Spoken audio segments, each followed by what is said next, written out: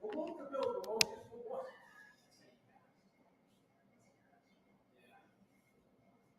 you guys hear on the stream?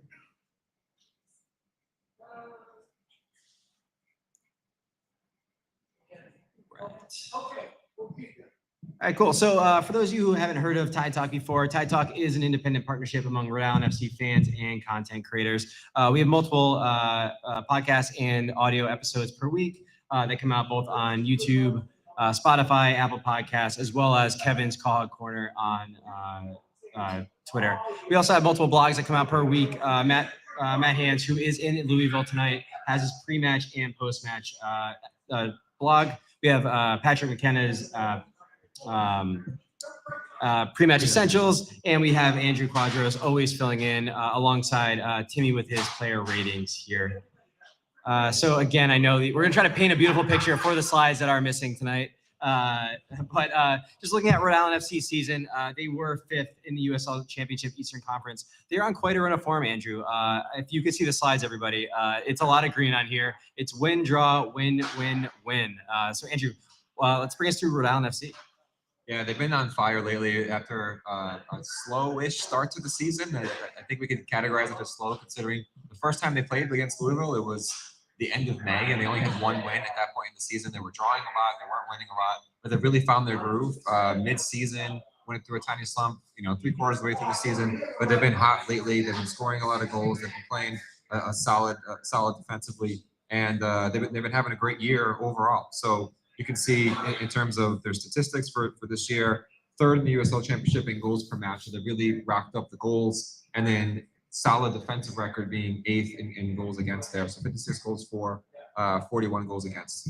Yeah, and while the 3rd place in the championship was really benefited by that 8-1 thrashing of Miami FC, I think this was really, both these numbers here are follow the trend of what we've seen since kind of the middle part of the season, where Rhode Island FC has just become much more defensively sound, but also a much more a team that's really benefiting from the chances that they're creating.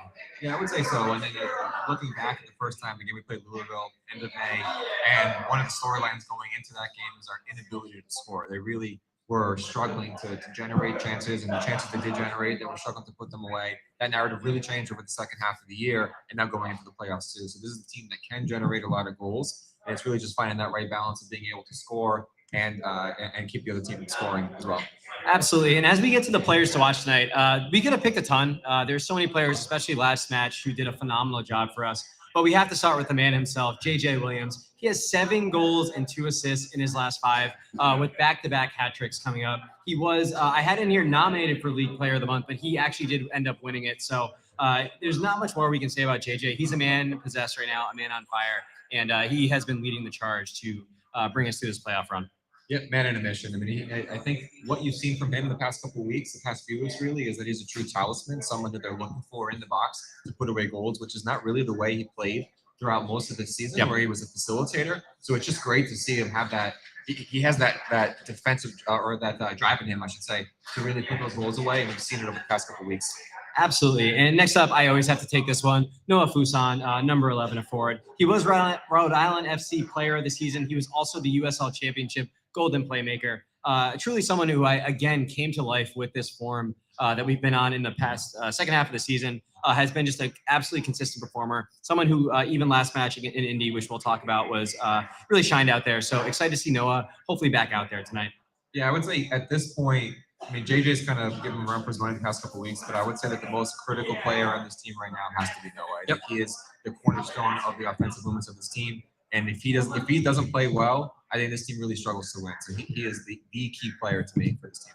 Awesome. And we have to end it with Clay Holstad. He was the Defiant 1636 player of the season. He's just here. He's there. He's everywhere. He's our version of Roy Kent. And he is truly I call him the exclamation mark on this team. We saw it no better than last time we were in Louisville. He hit that 30-yard screamer into the top corner. He's someone who can he's consistent across the pitch, but when he has his moments, they are absolutely top tier and usually top ends.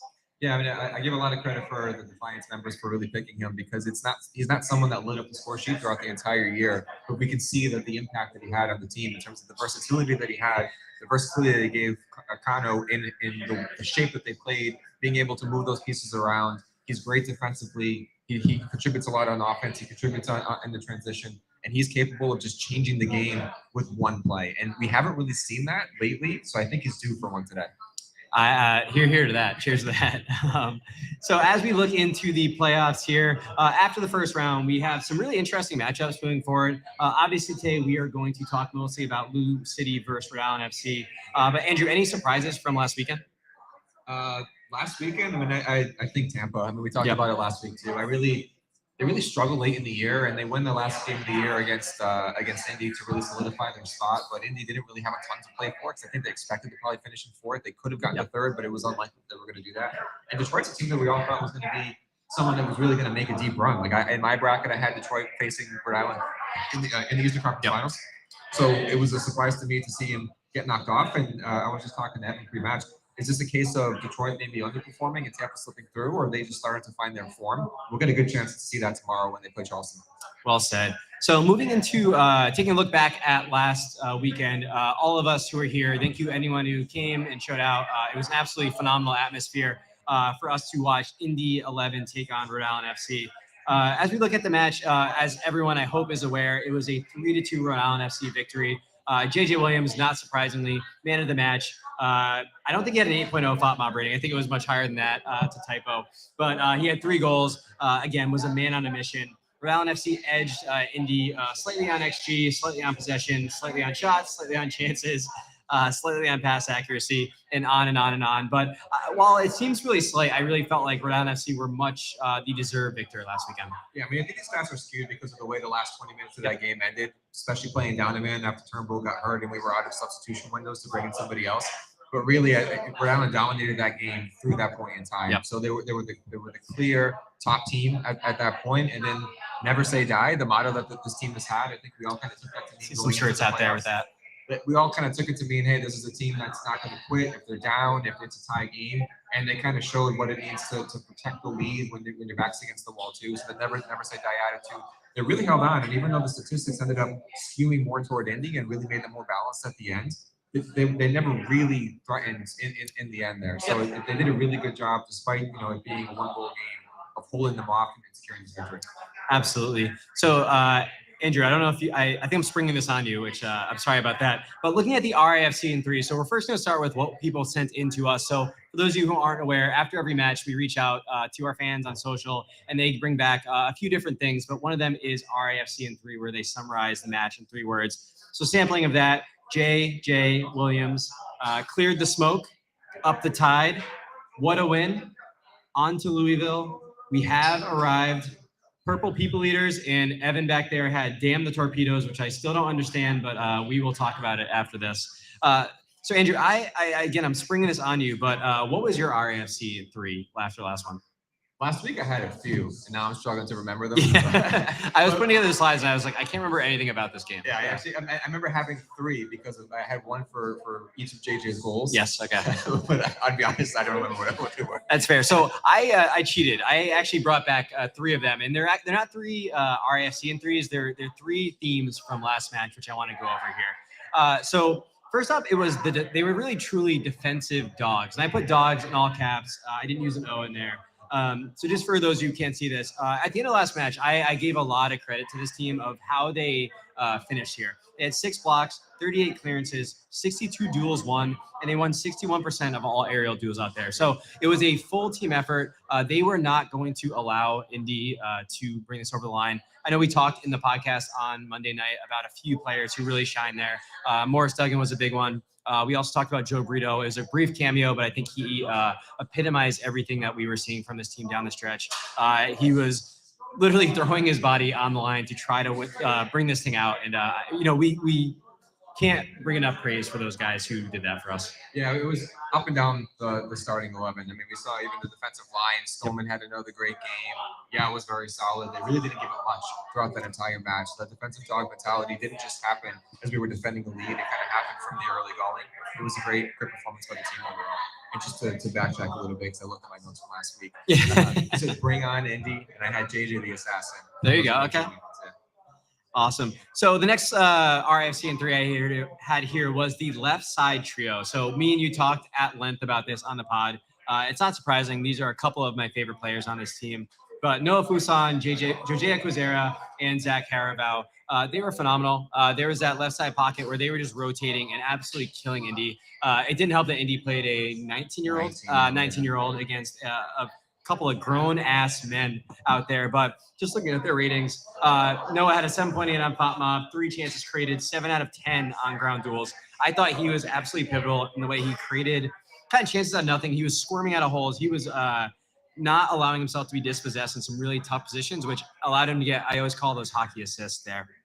Yeah, and I think what really surprises me looking back at that game now was how Indy didn't do more to cover up for the fact that they had a freaking kid back there. Like he was getting torched, and the way they attacked him, it wasn't just Quizera burning up the wing. Yep. It was they almost like rotated. You saw Quizera Yes. cutting in, turning into an inverted winger, Noah overlapping him. They were just running circles around him, Yep. and he was a kid among men in there. So I'm very surprised they never really adjusted. And I think that any right back in this league is going to struggle against that left side trio. But him in particular, he just got torched all game. So they picked him apart as they should have. Yeah, and this rotation, unfortunately, people at the brewery cannot see the screen. But for those of you who can see it on the live stream, I think there's a couple of the goals that we'll see with JJ here that were absolutely created by this rotation here.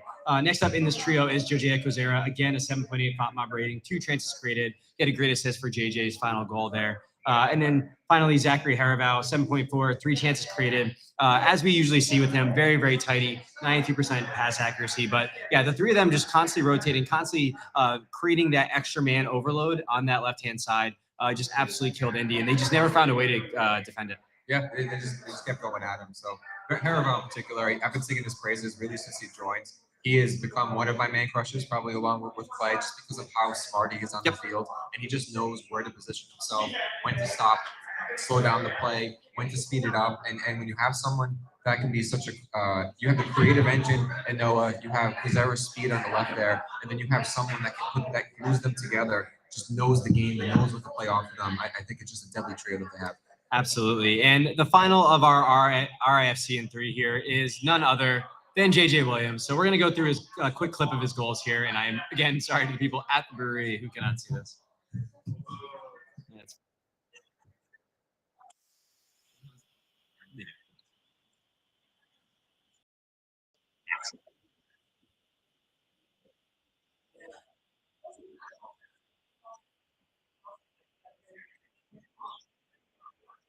That's amazing. It's so good.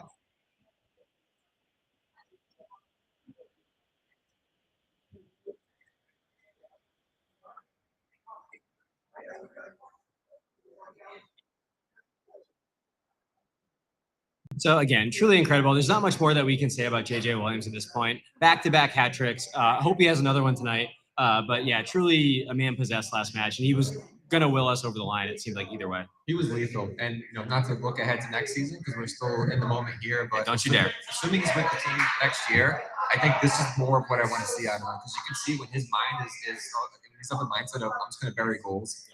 He was a man possessed last week. Absolutely. So looking at RIFC versus Louisville. So Louisville, as most of you will know, are the Supporter Shield or the Player Shield champions this year. That means they were the best team in the league. So first place in the USL Championship Eastern Conference. They are draw, win, win here. Not surprising, they were first in the USL Championship in goals per match. They did score 86 goals to 43 against. However, they were 11th in USL Championships goal conceded per match. So maybe there is a chink in the armor that we can get after tonight. Yeah, but I can't get over the first in goals though. Second place was Charleston with 68. Like, yeah, they just ran laps around everybody else in terms of their ability to score. So it's a lot of offensive firepower that they bring in, and they bolstered that offensive firepower later in the season too. So they are a force to be reckoned with on the offensive side. But you're right. I think along with that offense, that comes with the defense that's a little bit shaky. Yep. We exposed that the last time we were there, and we've seen that get exposed late in the season by some other teams that they still ended up beating, but they gave up goals. So I think that's our path there, is really just trying to pour them on.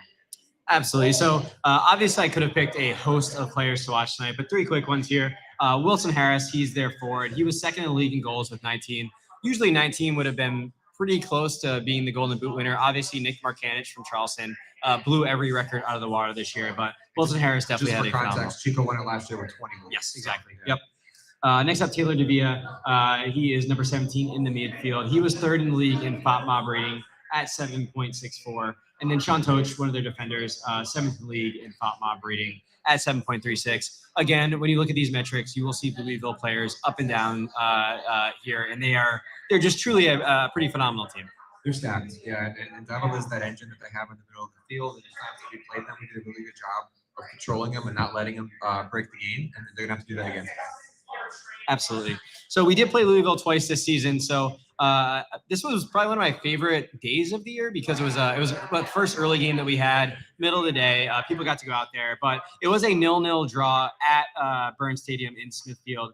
If you see the key stats, you will see Louisville did edge it on XG. Possession was pretty 50-50. We actually did have the one big chance that we missed, but pretty standard across pass accuracy, field tilt, possession. It was all pretty even. So I think this was one of those first matches that everyone kind of raised their eyebrow to Rhode Island FC saying, wait a minute, what do we got going on here? Yeah, this was a fun one. It was a fun one to be at. Like you said, it was a 4 o'clock game. It was late May. It was a beautiful day out.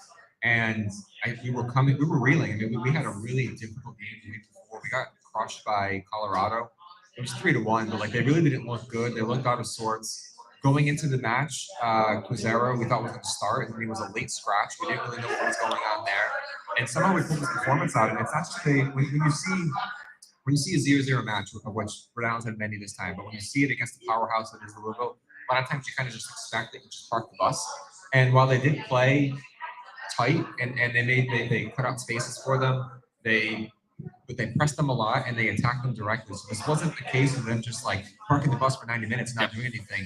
They played to them and they played really well. So no one was expecting 0-0. I think at that point, Louisville had a long stretch of games without having been shut out, going back to the following season. So this was a huge victory for us. And I agree. I think I'm starting to look back on the season when it's all said and done and look at all the different points throughout the year of what could have been either milestones or turning points. I think this was one of them. I think this, to your point, this was one that we looked at and was like, this team can play. Like they stood up to Louisville eye to eye, and they played a really solid game. And you left that game thinking, all right, it's another 0-0 match, which they've had a few of them, but they played really well.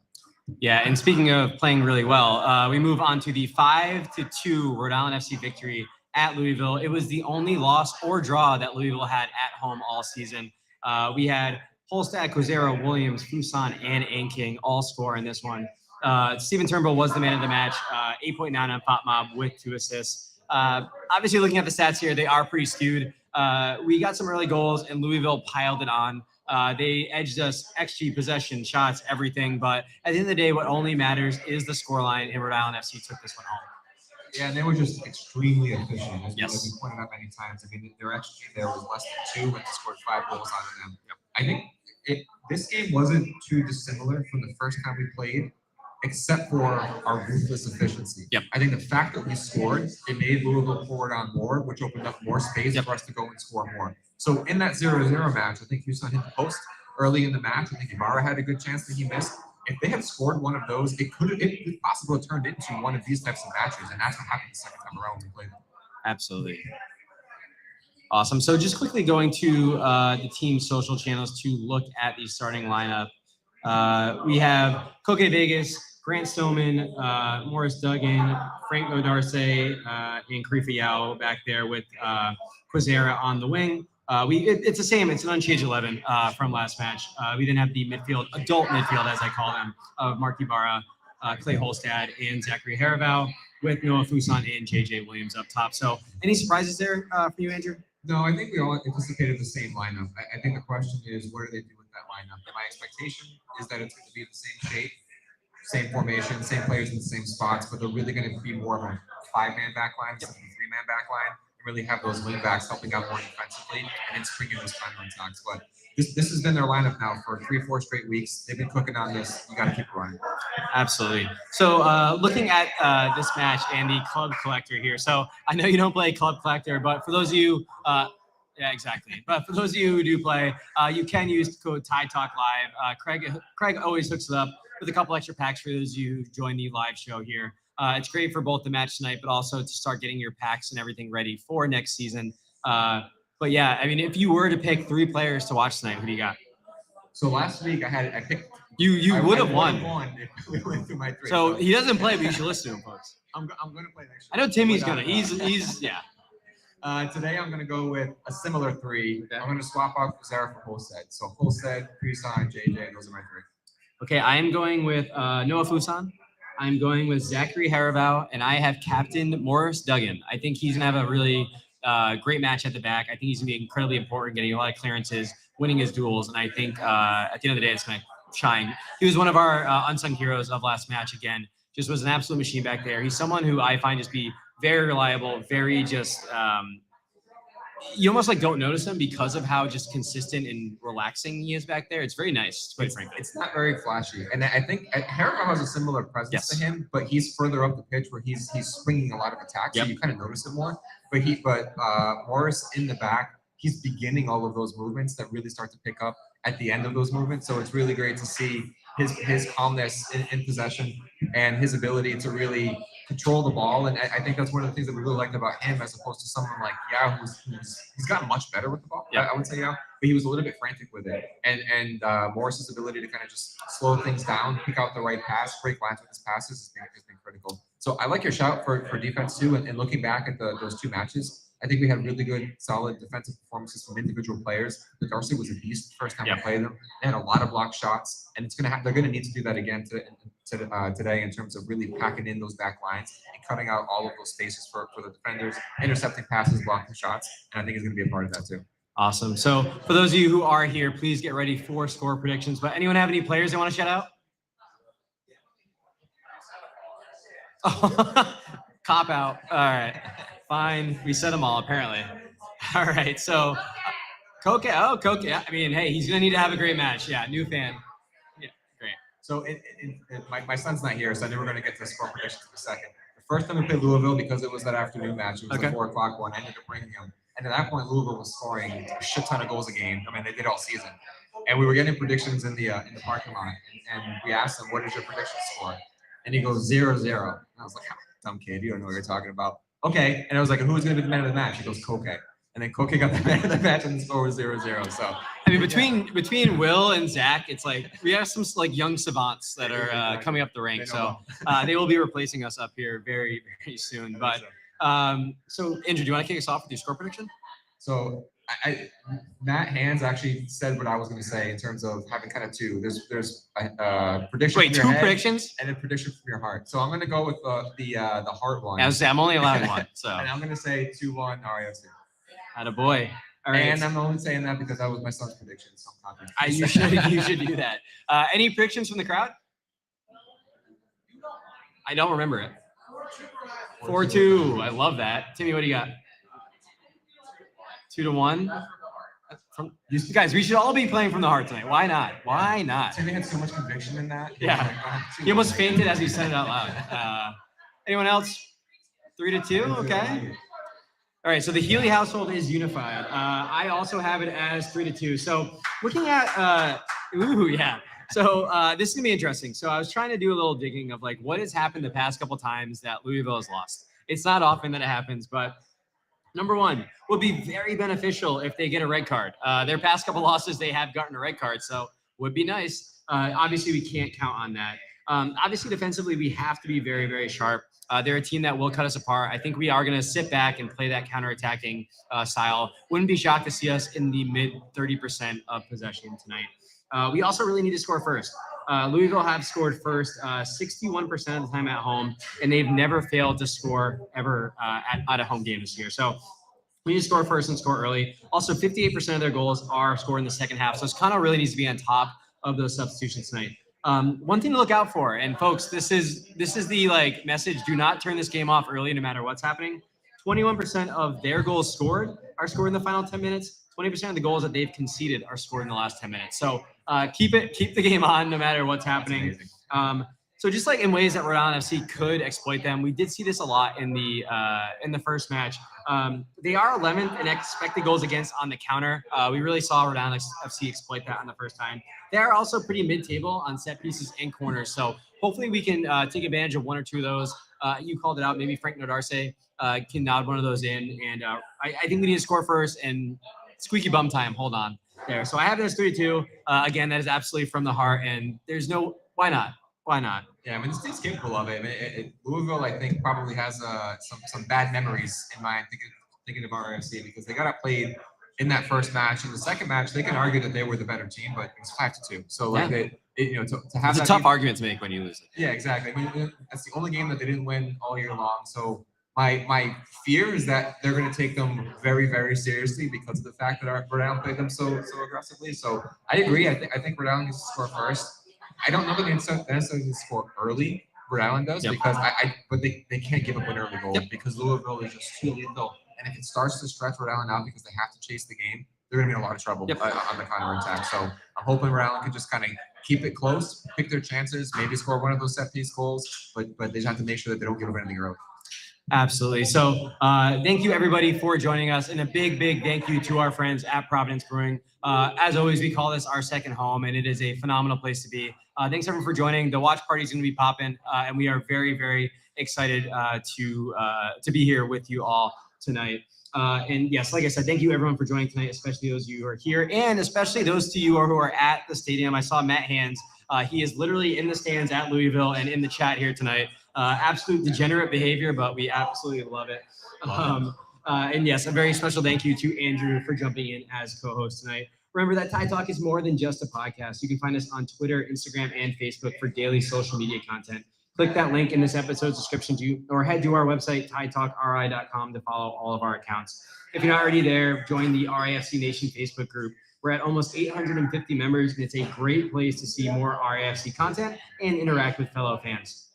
If you're not already using the RIFC Club Collector app, make sure you click the link in this episode description and type in the code TIDETALK, all one word, to get a free pack to add to your collection so you can play today and have a head start on next season. Thank you again for tuning in for Tide Talk. I have been your host, Ryan, and as always, up the tide. Up the tide.